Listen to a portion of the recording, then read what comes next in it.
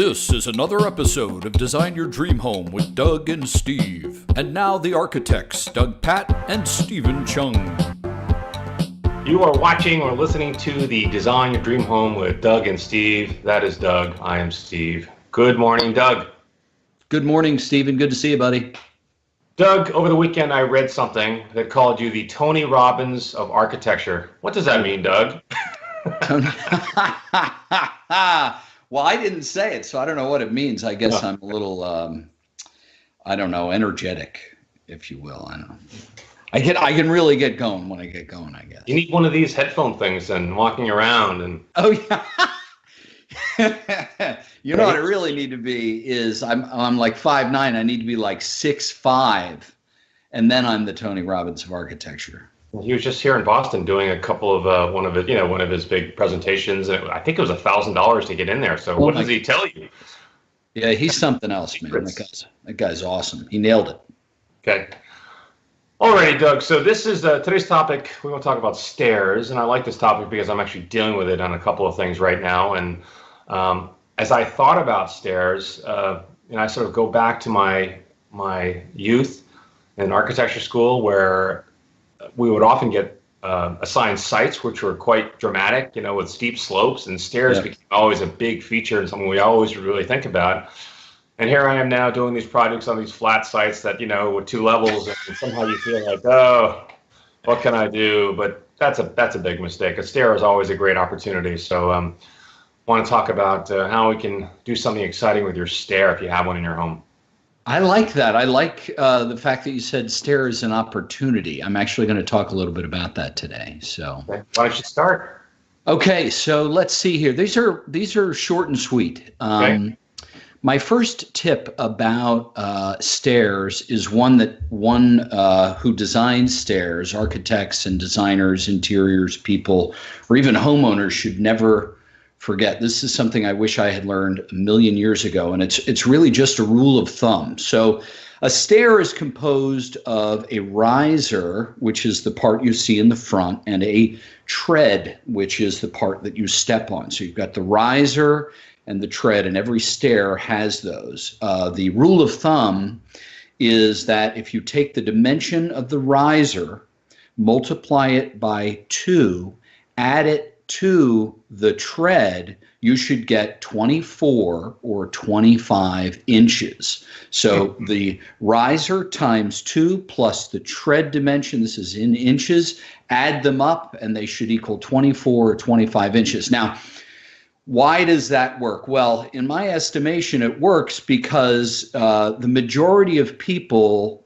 their gait or the way they walk is pretty much the same. Now, everybody, we got taller and shorter, but everybody's pretty much the same in terms of how they walk and how far apart their feet are. Now, that may be a stretch, but in terms of this rule of thumb working, it really does work, especially when it comes to code compliance. So we'll talk a little bit about code compliance in one of my later tips. But if you want to use that rule of thumb, I think it's a great one. So for example, if your riser was 7 inches, you multiply that by 2, you get 14. That means your tread's about 11 inches. Add that and you get 25.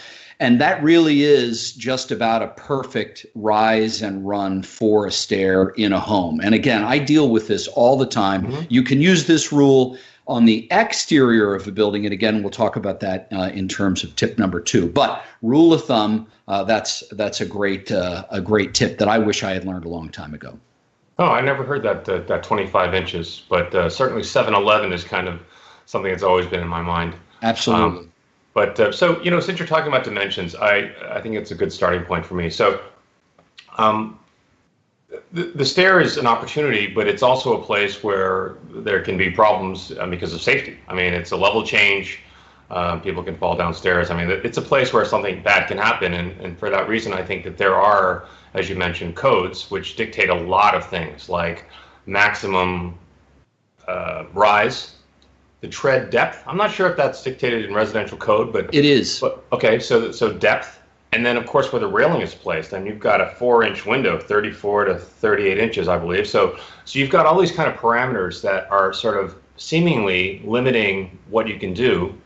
And yet, if you look at kind of the stairs that you see out there, if you sort of, Google cool stairs or Pinterest boards, and you see amazing stairs. So I love this because you have so many parameters, codes dictating certain things, and yet that's where I think a good architect can really show off his wares, right? I mean, that's where you really need to be clever and smart, and how do you work around, or I guess work with these parameters to create something exciting.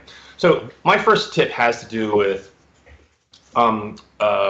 having stairs that become more than just a stair. So, and by knowing certain dimensions. And so, for example, a stair can easily be, if you extend, let's say, the width of the first stair or the second stair, a place to sit down and tie your shoes or something like that, right? So often stairs are in entryways. That can be a place where, someone can sit down on the stair if it's properly designed, because that's wide enough maybe at that bottom tread or bottom two treads, sit down and tie their shoes. So there's ways to sort of double up, if you will, by knowing these dimensions. So for example, if you say 7 or 7.5 inches is a kind of rise, the second tread would be at 15 inches. That's about the right height for a bench, right? So if you sort of play along with that, you say that, okay, I know these dimensions. So if I say the fourth stair is actually 30 inches, 30 inches corresponds to a tabletop. If you say the fifth stair is, let's say, 37, 36, something like that, now that's a countertop. And I mention all these things because these were parameters, or these were sort of elements that we incorporated into a stair that we designed for a loft many years ago, where we wanted the stair to be more than just a stair. We wanted it to be a bench where someone could sit down at that other stair, and you'll see a couple of images here. At the 30-inch dimension, we had a countertop and a place to sort of put some vases and all of that. And at that 36-inch height, we had a countertop. So we were able to incorporate all these different elements that you would not necessarily associate with a stair, and kind of blend them or blur them together, and really think about the stair as more, I don't know, multifunctional, let's say. But it was really only a result of knowing these numbers, knowing these dimensions, knowing that all the the 7.5 being the tread, the riser, the 15 being the bench, the 30 being the tabletop, the 36 being the countertop, that we're able to incorporate these. So these dimensions, as you can see, Doug and I have them sort of on the back of our minds always. We just sort of use them so often. We just sort of know what those ideal heights are for human use. So I would just say that the stair can be a lot more than just a stair by knowing these dimensions. That sounds really interesting, very creative. I understand from the codes that the risers cannot be altered from top to bottom. However, that's right.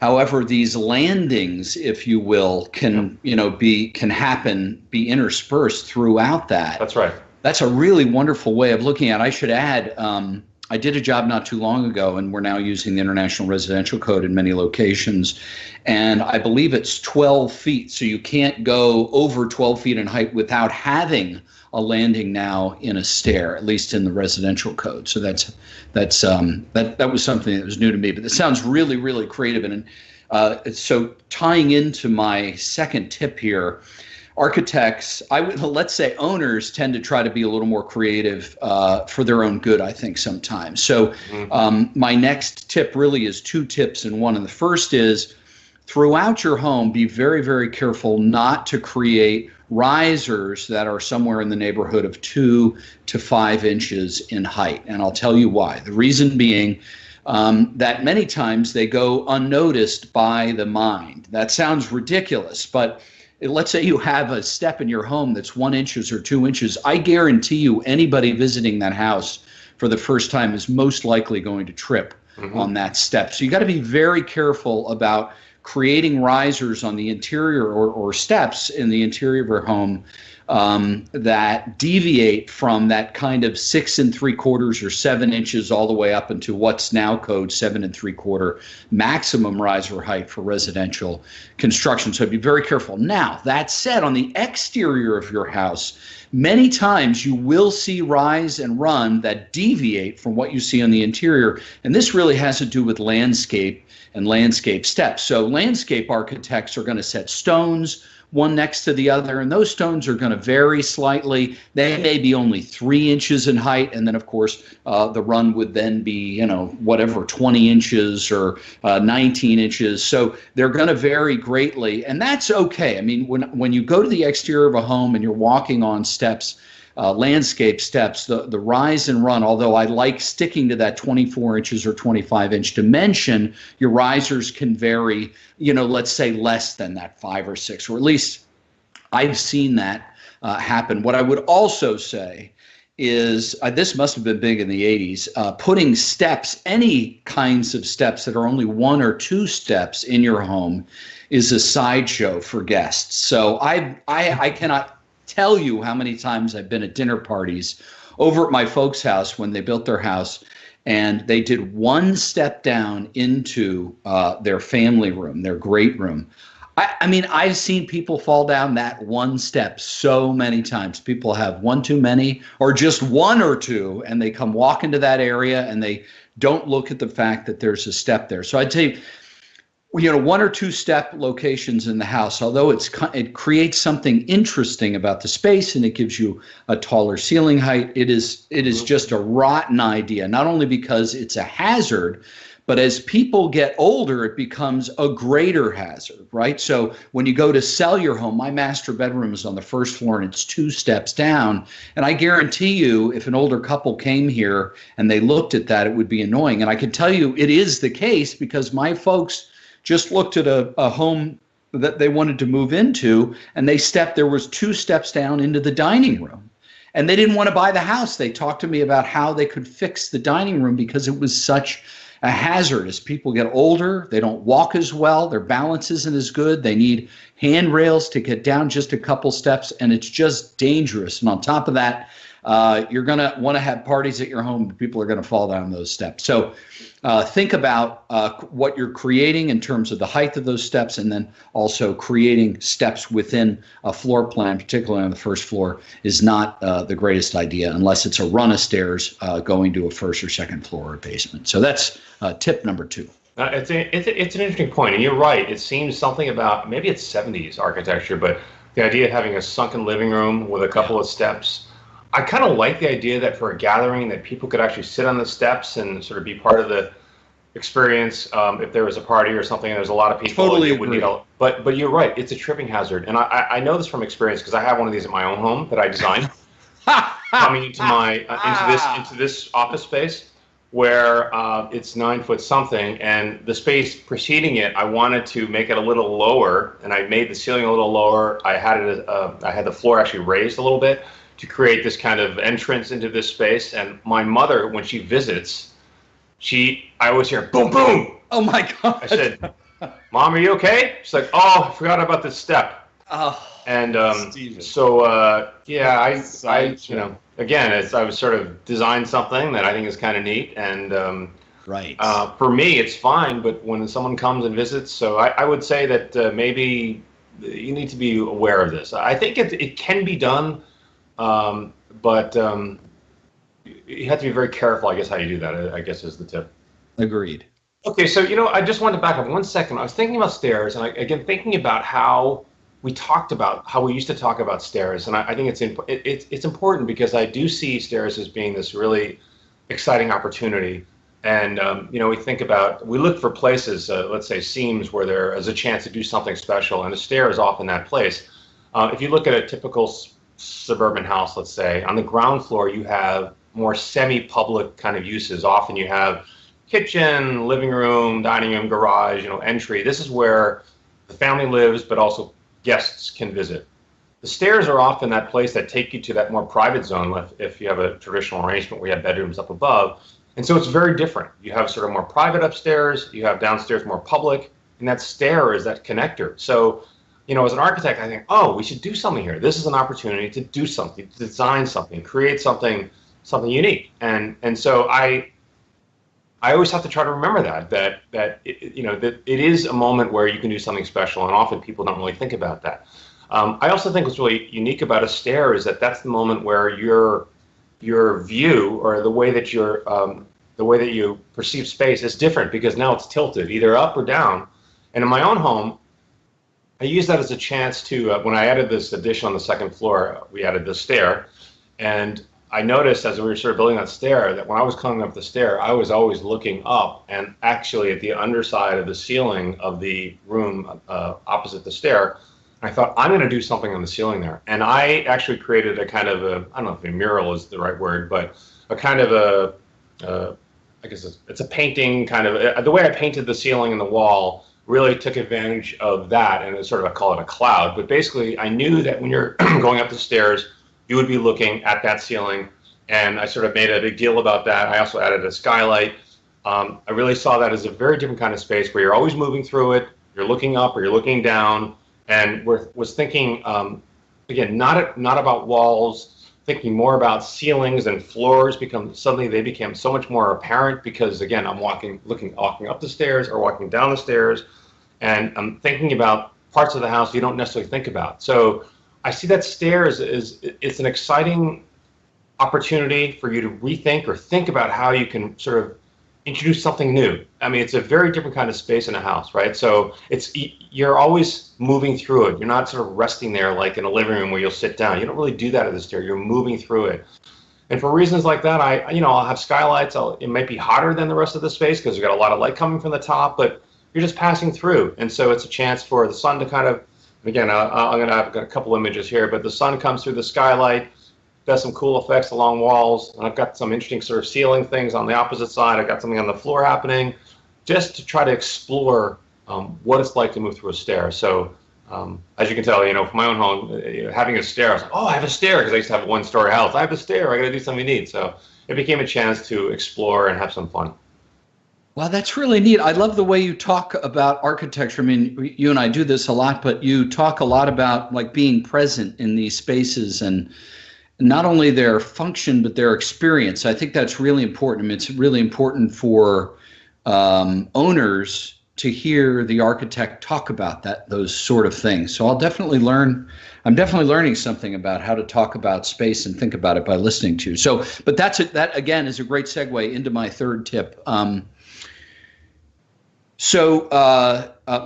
brother worked for Nike for many, many years, and the CEO of Nike is Phil Knight. And Phil Knight said something I always found really interesting. He said, and I mentioned this in my book, How to Architect. He says, "Play by the rules, but be ferocious." And you talked a little bit about that. I think my experience over these last 25 years in architecture is that the bureaucracy is heaping rules on them. It just never ends, especially with these the high-end projects that we work on. There are rules about absolutely everything. And of course, there are rules about stairs, but it's challenging just to understand the breadth and width and depth of all of those rules and then practice architecture. And it's demoralizing at some points because you just don't know all the rules. You can't know all the rules, and if you did, that's all you would do. And that's why offices have people that you just go to and you talk to them about the rules and how do I work around the rules. And that's why architects need all of this experience. Anyway, what I'm getting at is, if you look at the architecture in the last 50 years, in the last 30 years, in the last 10 years, it's only getting more interesting. So with all of those rules, we as architects are still making great architecture that pushes the boundaries of just about everything, right? Material science, engineering, physics, and all of the rules that encompass those things and beyond, right? The planning and zoning stuff and the building department stuff. And so what I would say is, if you're designing your dream home, think about a stair like Steve's talking about, right? Think about a stair like I'm talking about, right? It's an opportunity. We've got lots of rules. But gosh, if you go on Pinterest and just type in something like cantilevered stair or stairs in general and look at the solutions that people have come up with. Now, granted, some of these aren't in the US, some of them, I don't know, they're getting waivers from the city or they're signing some document or their life away in terms of liability. But there are many, many projects where you look at the stairs and those stairs are code compliant and they're still amazing. I did a project with Job in Colorado, And it originally started as a brand new stair. And so this beautiful steel, what was a beautiful, but this steel cascading staircase on both sides. It was a kind of mirrored steel stair. The house started on the 4th floor and you worked your way down because it was up on a cliff. And the house started as just a renovation of this stair area. It, of course, grew into being basically gutting most of the home over the next 2 years or so. And what Job decided to do was this cantilevered stair thing where I had to figure out how to build it. So we buried a steel stringer inside of this wall, which was basically a giant concrete retaining wall along the side of the mountain. And then we put a giant piece of steel in there, and then we took some tubes and welded them to the stringer so that they stuck out, and they had no other support. And this thing came from 15 feet above, and all of the treads were simply wrapped in wood, and then we hung a steel framework, steel and glass framework for the guardrail, the handrail coming down, and this thing basically floated off of the wall, and yet it meets all code compliance issues, right? So the code inspector came in, and he looked at it, wow, this is really interesting, and is this 4 inches, is this 6 inches, is this handrail the right diameter? We met all of the code compliance issues. So it's a moment, and it's an opportunity, and it's something that you really want to think through. I love Stephen's comments earlier about turning all of the landings, if you will, in a stair into something else. I mean, these things are opportunities for designers to create things that are interesting and functional. So go for it. Yeah, that's number 3. It's funny because you've actually worked on some really far more exciting stairs.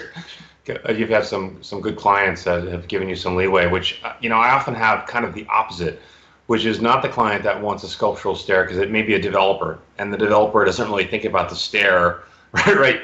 You never see in a listing sheet, you see, 3 bedrooms, entertainment kitchen. You don't see like dramatic, stair or something. It's just not really part of the, I guess, one of the, I don't know, qualities or something that people are sort of talking about when they talk about a house or a home. And so for me, it's always been more like, what else can I do?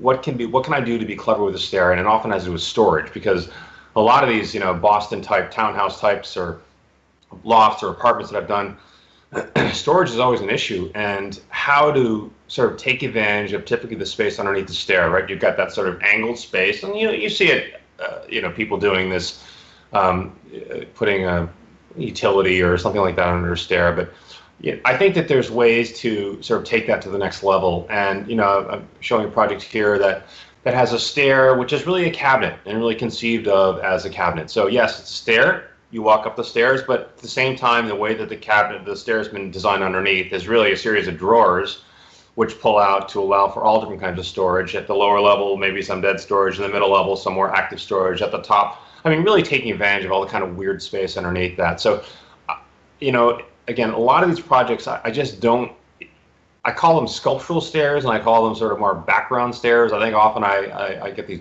background stair opportunities, which is, hey, don't spend a lot of money here on the stair, but we also need it to do other things. And so trying to find solutions like the storage stair, at the same time trying to make it something nice. That can be, it could be wood, it can look like cabinetry. Try to really maybe have one railing which is expressed, one single nice railing on the wall, something like that. So I think even with the background, quote unquote, background stair for the developer, still try to increase, let's say, its value because it has double function, it's increasing storage and what have you.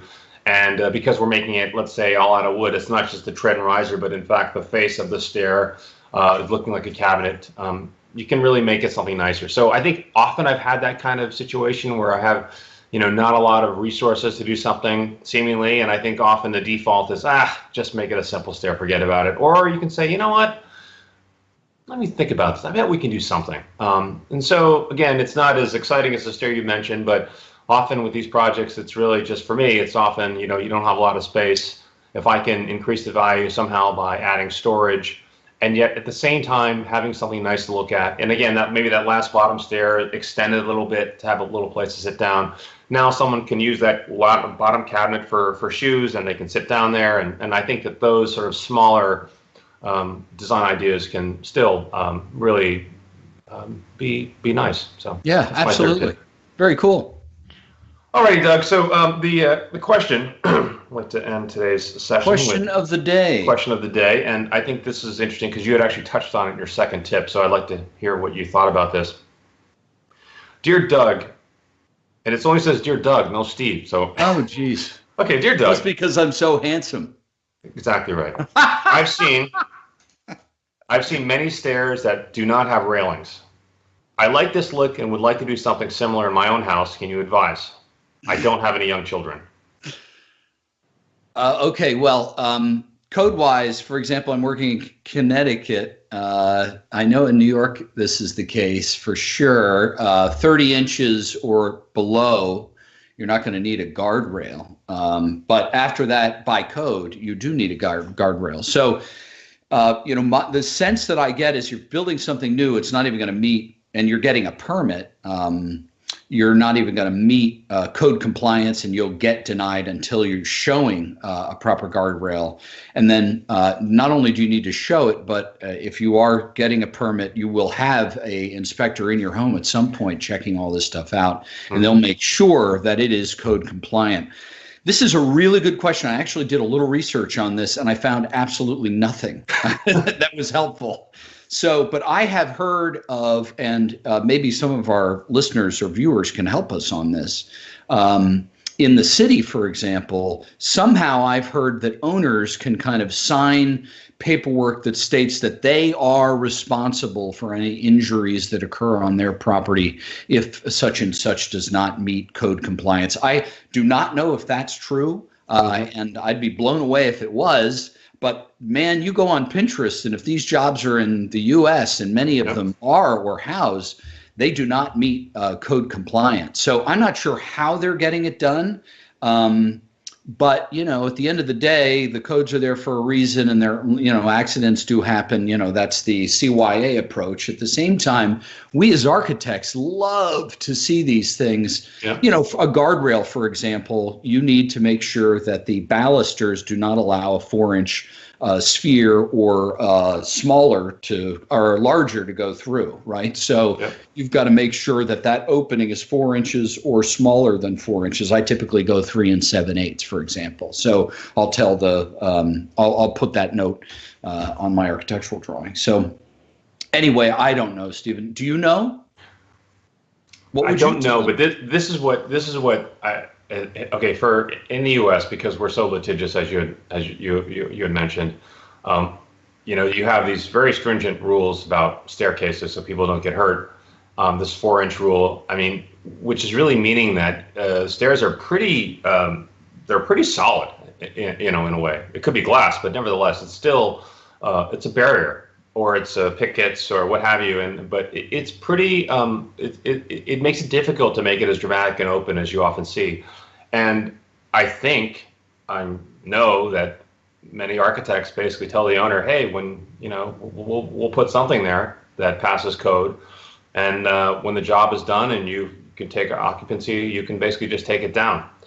And I think that happens, and they photograph it, and it looks great. And the issue is that I think that's really dangerous for an architect to do that, because let's say someone visits and gets hurt. Unless, as you say, the owner is signing some affidavit that says that that I'm holding the architect harmless and on and on. Right. Then but nevertheless, when somebody files a suit, you're all in. It doesn't matter what you sign. You're in it. And so now they ask architect. Let's say it really gets serious and someone gets really hurt. They're visiting. Or imagine that homeowner sells the house to somebody else, and someone else gets hurt, and that second owner, they're gonna who is the architect for this project? They're gonna come right to you and you say, well, this guy signed this paper. Say, I don't care about that paper. You know that this was not safe. You were part of this. You're in trouble, and you're gonna have to defend yourself. And whether you are able to finally get out of it or not, you're gonna have to defend yourself. Right. So lawsuits are stressful. You don't even want to get in that situation, right? So it's not worth it. So I think my attitude is I'm going to design the railing the best I can design it, follow the code. Later, if the owner takes it off, then what can I do? But I'm not going to really sort of mention that or talk to him about that. I don't think it's worth it to have a nice photograph. It's just not worth it. And I think you can still do something really neat following the rules. I mean, that's what we do, right? We have a lot of rules, and we got to sort of figure them out. Hey, in any public building, you can't mess around with that. And there's a lot of really exciting railings and staircases in public buildings. So I just would advise that if an architect says, hey, when I leave, we could take it. I mean, it's just not worth it. I think that there's ways to make it safe and cool. Yeah, same page. Sorry, homie. All right, Doug, thanks so much. Enjoyed this conversation about stairs. Great to talk to you, man. So, you've been watching or listening to Design Your Dream Home with Doug and Steve. Thanks for tuning in, and we'll see you next time.